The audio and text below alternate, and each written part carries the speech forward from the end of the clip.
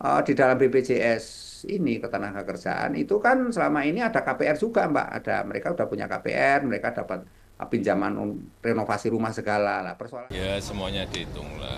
Biasa dalam kebijakan yang baru itu pasti masyarakat juga ikut berhitung, mampu atau nggak mampu, berat atau nggak berat. Seperti dulu waktu eh, BPJS di luar yang BPI yang gratis.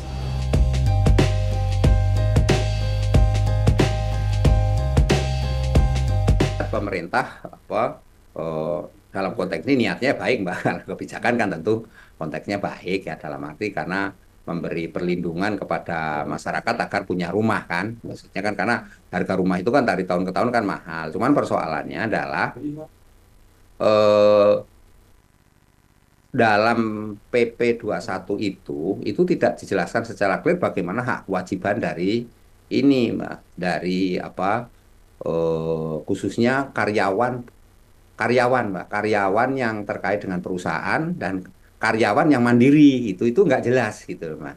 Jadi misalnya kalau kalau yang karyawan dengan perusahaan itu kan 3% kan, 3%. Taruhlah misalnya dasarnya UMP Jakarta itu 5 juta. Kalau 5 juta 3%-nya ya 150.000. 150.000 itu perusahaan berarti 0,25 0,5 ya sekitar 25.000. 125 ribunya ada di tangan ini. Nah, tentu ini kan membebani pelaku usaha dong, Pak. Itu dengan 25. Ya kalau cuma satu orang, ini kan pelaku usaha bisa saja perusahaannya itu punya karyawan sampai 1.000 misalnya. Kalikan aja itu kan berarti ini kan menjadi beban berat. Nah, sementara dia itu kewajibannya harus setiap tanggal 10 membayar. Tapi haknya apa? Itu kan nggak belum dijelaskan, Mbak. Haknya itu, haknya dari apa pelaku usaha termasuk dalam ini buruhnya.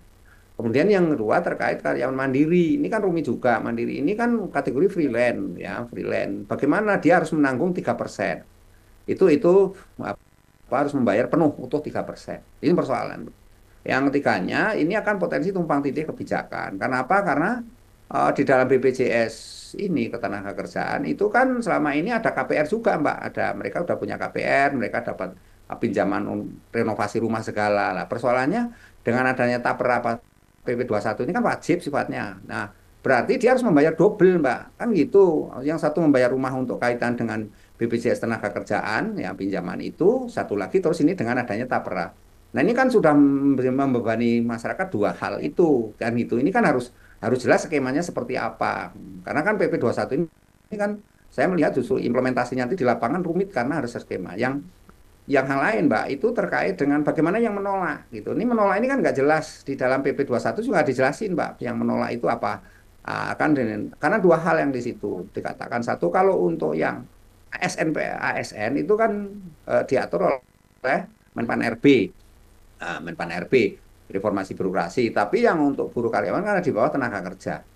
Begitu, Mbak. Nah, tenaga kerja ini apakah tenaga kerja kalau hanya menyentuh pada tataran apa namanya karyawan dan perusahaan bisa dia, Mbak. Tapi untuk yang kategori mandiri, karyawan mandiri apakah dia di bawah ketenaga kerja kan bukan, Mbak. Jadi ini kan juga harus jelas itu kan.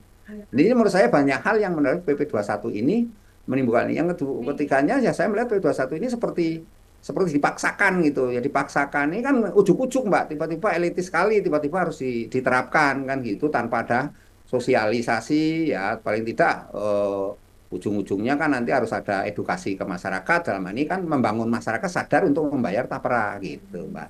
Ini kan perlu butuh proses waktu, tapi kalau tiba-tiba harus diterapkan tengah ini, nah yang ketiganya saya melihat bagaimana Pak Jokowi di kepemimpinan yang tinggal berapa bulan ini, kita 5 bulan dah, injury time ini ya itu mengeluarkan satu kebijakan strategis itu, Mbak. Ini yang menurut saya harusnya kan perlu dikasih dulu gitu, perlu satu ini dulu. Apakah kemungkinan nggak membebani pemerintah berikutnya, Mbak? Saya melihat ini akan membebani pemerintah berikutnya gitu, dalam hal ini Pak Prabowo dan Gibran nanti, apakah akan melaksanakan itu tidak? Saya rasa ini kan akan perlu melakukan kajian juga, Mbak, untuk menentukan apakah ini. Nah, karena yang menjadi persoalan adalah dampaknya, Mbak. Terakhir dampaknya ke MBR ini berat, Mbak. Masalah berpenghasilan rendah, ya kan? Nah,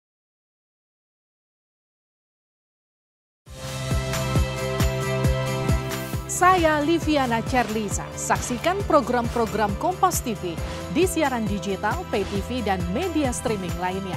Kompas TV, independen, terpercaya.